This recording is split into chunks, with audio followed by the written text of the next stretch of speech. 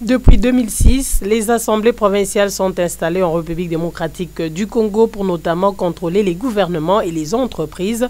Mais plusieurs années après, ces prérogatives présentent encore un bilan encore controversé.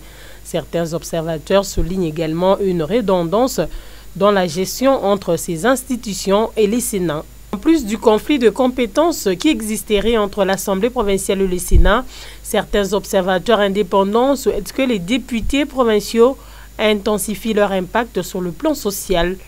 Parmi ces observateurs, Désiré Moussassa qui reconnaît tout de même le rôle important qu'aurait joué l'organe délibérant dans la sécurisation de la province. Malheureusement, moi je parle au nom de la population parce que nous ne sentons pas le contact avec les députés provinciaux. Et nous comprenons, fort dommage, il faut le dire, ils n'ont pas atteint 50% de ce que nous, en tant que population, nous attendions.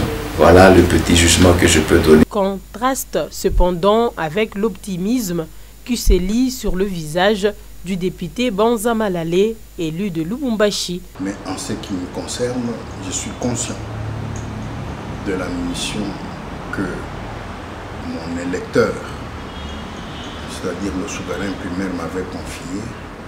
Et chaque jour, quand on s'est réunis, j'ai eu à présenter une préoccupation par rapport aux besoins de mon géniteur, de celui-là de qui j'ai eu le pouvoir de parler comme parlementaire. Mais individuellement, vous pouvez vous référer à X et Y pour en savoir plus. Et moi, je suis suffisamment satisfait par rapport à ça.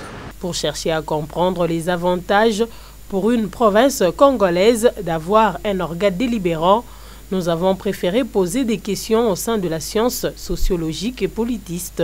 Vous savez, la Constitution prévoit que le Congo soit un État unitaire fortement décentralisé. On parle là du régionalisme en réalité constitutionnelle, puisque nous avons aujourd'hui, dans les cadres de stratégie de développement à la base des institutions qui sont censées apporter un peu plus d'efficacité dans la gestion de l'État en matière de développement à la base. Et c'est comme ça qu'il y a le rôle de l'Assemblée provinciale qui est appelée à contribuer efficacement au développement à la base par ce grand travail de contrôle, mais aussi par ce grand travail de suivi au quotidien de l'action de l'exécutif.